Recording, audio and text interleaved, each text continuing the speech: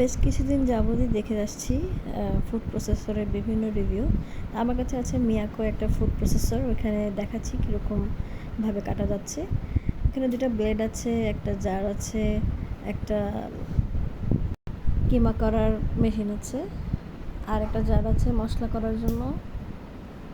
এবার দেখাচ্ছি এটা হচ্ছে জুসারের অংশ আছে, এই তিনটা অংশই আছে। তো এখন আমি দেখাবো কীভাবে কাটতে হয়। প্রথমে এটা সেট আপ করে নিতে হবে। এই যে বসিয়ে নিলাম সুন্দর করে। বসানোর পর আমি আজকে কী এনেছি দেখাচ্ছি। সেটা হচ্ছে পেঁয়াজ, আলু, পেঁপে আর শসা। এগুলো কীভাবে কাটতে হয় সেটা আমি এখন দেখাবো। এই দেখুন, চালিয়ে দেখালাম। এবার আমি দিয়ে দেবো পেঁয়াজ। এই দেখুন, পেঁয়াজগুলো কুচি কুচি হয়ে যাবে। পেঁয়াজগুলো দিয়ে দিলাম। এবার আমি চাপ দিলাম। আর এখানে মোড আছে দুইটা, 0-তে বন্ধ থাকে, 1 আর 2। 1-এ হচ্ছে স্পিড কম আর 2-তে স্পিড বেশি। এবার দেখেন আমি পেঁয়াজগুলো কেটে দেখাচ্ছি। কাটা শেষ। এবার দেখুন পেঁপে কীভাবে কাটছি। এই যে পেঁপে একদম ঝুরি ঝুরি হয়ে গেছে। এই দেখুন হাতে এনে দেখাচ্ছি। এবার দেখাচ্ছি আলু কীভাবে স্লাইস করতে হয়, যে চিপস ভাজার জন্য বা অন্য কোনোভাবে যদি আলু স্লাইস করতে পারেন। এই যেভাবে স্লাইস করা যায় আলুটা। আবার আলু ভাজির জন্য ঝুরি ঝুরিও করা যায়।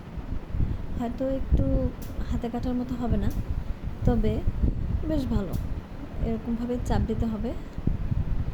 আমার আলুটা একটু মোটা দেখে একটু সমস্যা হচ্ছে, যাই হোক আবার দিলাম। এবার দেখুন এই যে 2 সেকেন্ডের মধ্যে কিন্তু কাটা শেষ। এই দেখুন আলুগুলো এই যে সুন্দর সুন্দর কুচি কুচি হয়ে গেছে। এবার হচ্ছে আমি দেখাচ্ছি কীভাবে শসা কাটতে হবে। শসাগুলো স্লাইস করে নেব। আচ্ছা, এটা যখন কাটবো তখন আমি ব্লেডটা কিন্তু উল্টিয়ে নিয়েছি। ব্লেডটা উল্টিয়ে দিলে এরকমভাবে গোল গোল করে কাটা যাবে। এখানে 2 রকম ব্লেড আছে, দুইটা মানে 2 রকমভাবে কাটা যায়। একটা হচ্ছে এরকম গোল গোল করে, আর একটা হচ্ছে চিকন চিকন কুচি কুচি করে। তো আমি এখন 2টা ব্লেডের, একটা হচ্ছে চিকন আর একটা হচ্ছে মোটা। তো আমি চিকনটা দিয়ে কেটে নিলাম। এবার দেখুন সবগুলো আমি প্লেটে দেখাচ্ছি সাজিয়ে। আলু কীভাবে কেটেছি, শসা কীভাবে কেটেছি, পেঁয়াজ কীভাবে কেটেছি। এবার দেখুন আমি সেই আলুগুলো দিয়ে আলু ভাজি করে নিচ্ছি।